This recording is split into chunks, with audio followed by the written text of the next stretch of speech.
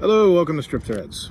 So, I made mention in one of the other videos, but if you guys remember the Gold 72 that I bought with the Copper 71, the patina cricket, I traded that to my friend Robin for the wagon. And he's got it all fixed up. Next year it's getting painted. It looks like this now.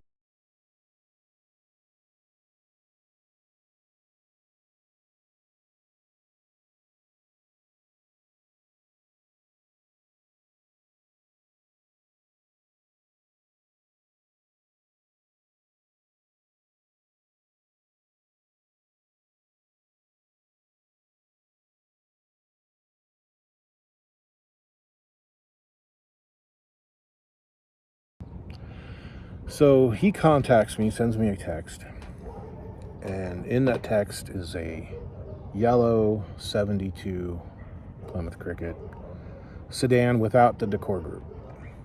And it's sitting in a self-pull junkyard. Pick and pull, you pull it, whatever the name of the place is.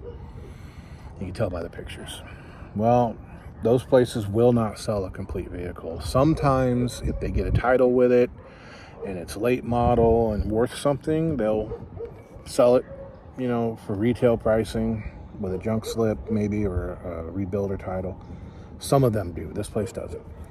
They absolutely will not sell the complete car. And it sucks because you can look at these pictures here and look at them closely. The car doesn't look like it's been sitting outside all these years. It looks like it's been sitting in a garage or a barn, and then maybe 5 years ago it was pushed out and it's only been out in the weather that long. I mean, look at the window gaskets, the lack of rust.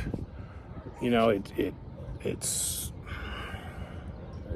a wealth of parts. I mean, look at these pictures.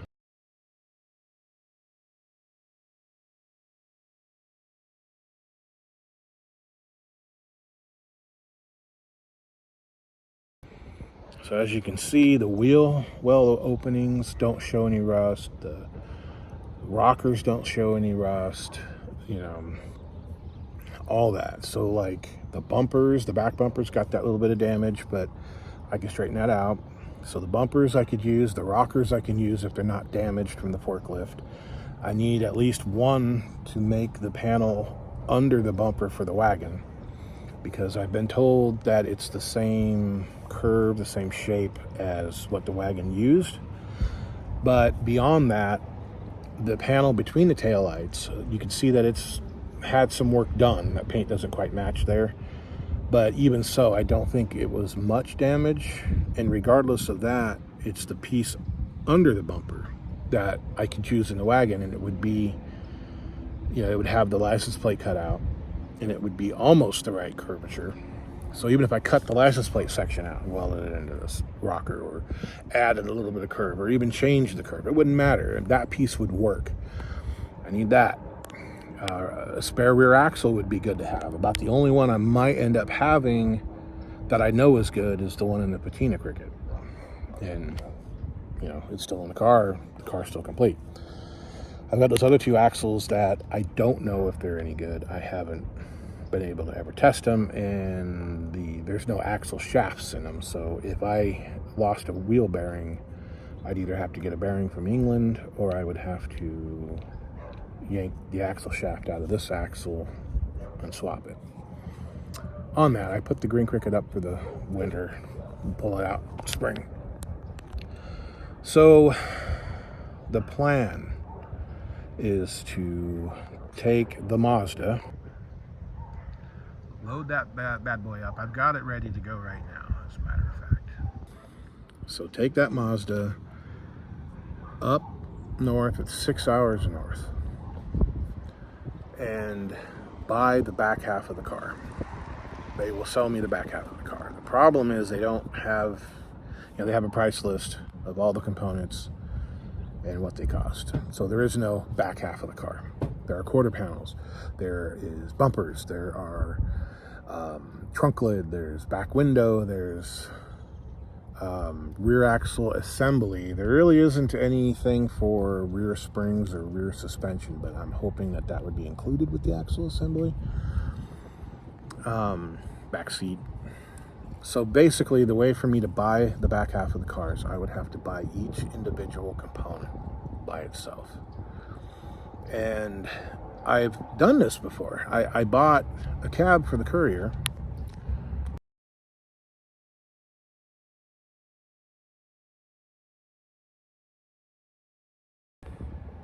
and they, because the Couriers, the inner fenders and core support are all one piece with the cab, they charged me for the cab, and they let me, I had to take the driver's seat out of it, I had to take the steering column out of it, and I had to take the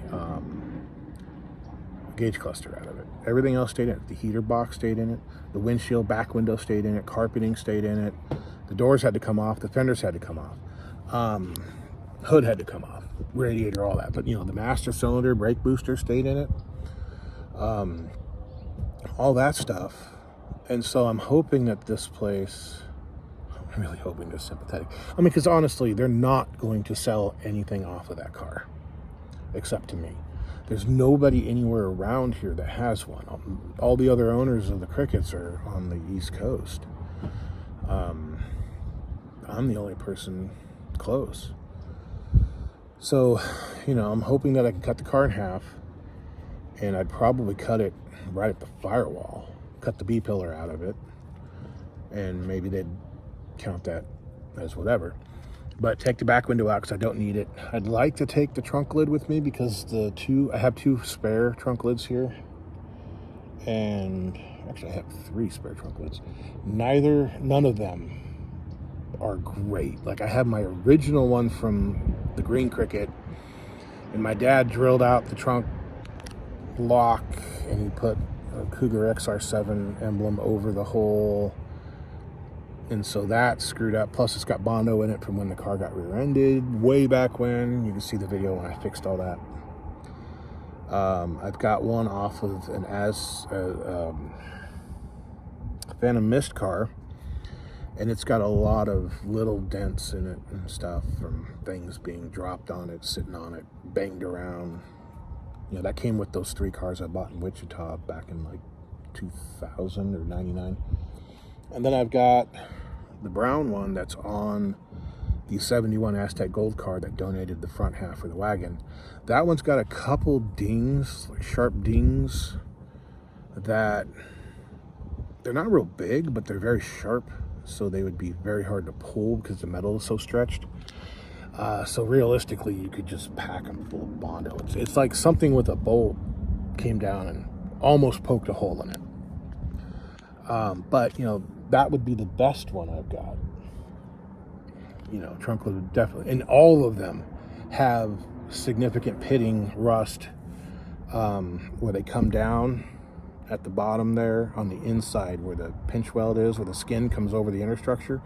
They're all rusted there, bad enough that I wouldn't want to use one. Like the one that's on the Green Cricket now has the 2 holes drilled in it for the spoiler, and I've just got bolts and rubber washers plugging the hole.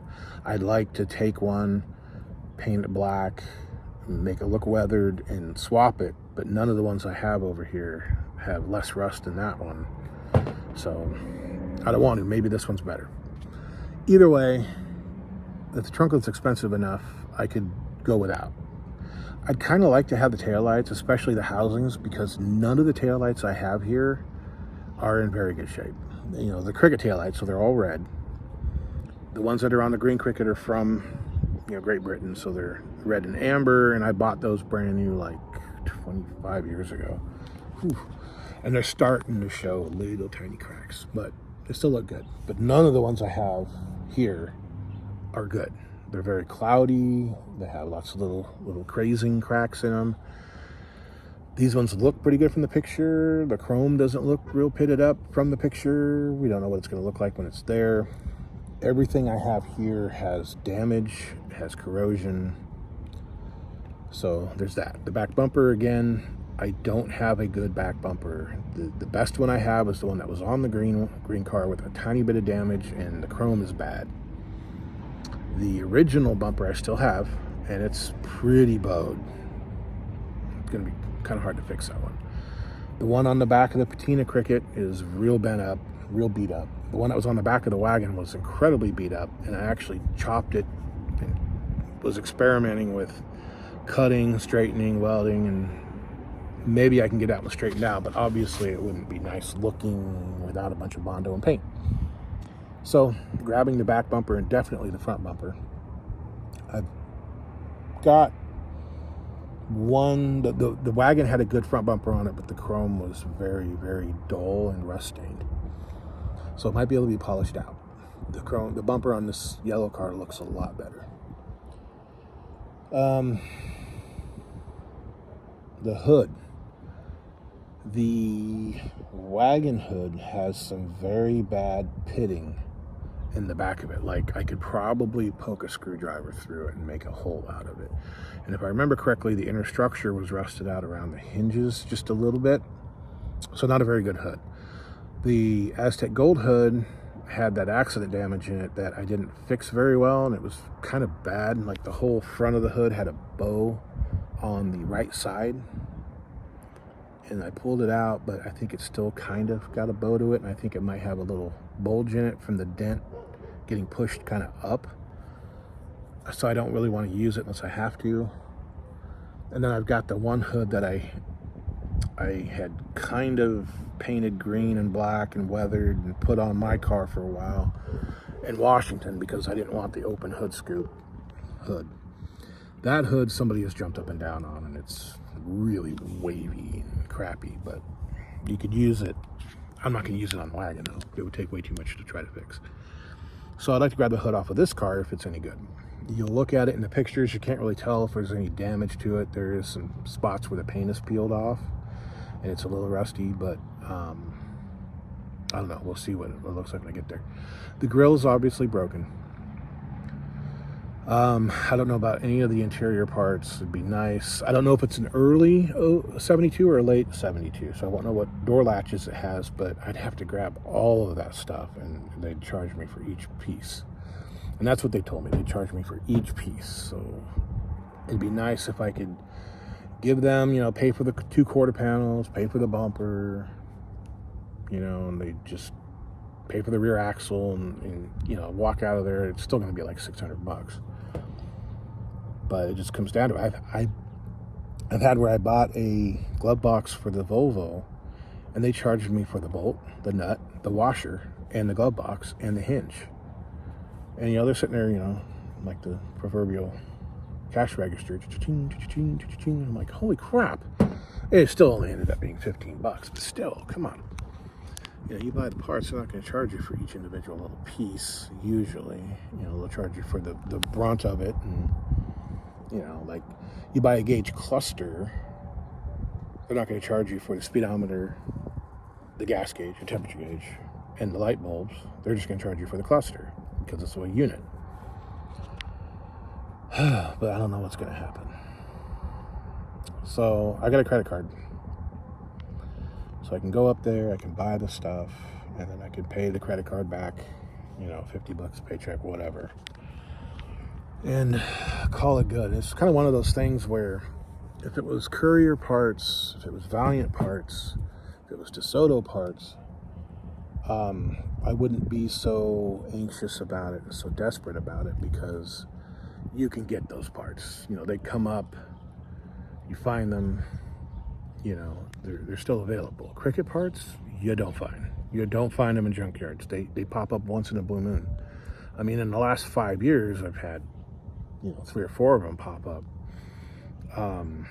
What's amazing is this channel and me doing this stuff on the Crickets. I've had people coming out of the woodwork talking about them, and I've had other people pop up and say, hey, I found, these cars in this place. It's like, holy crap, Just since this channel's happened, God, there's been 10 or 12 Crickets that pop up. We had all those ones in that junkyard pop up, but, they weren't known to people outside of, those few people that found them. But, now they're known to the world. And it's great. I'm not taking credit for it. It's great that, now there is that tool. So that's my plan for next week, is to go up there, cut that car in half, and bring it back.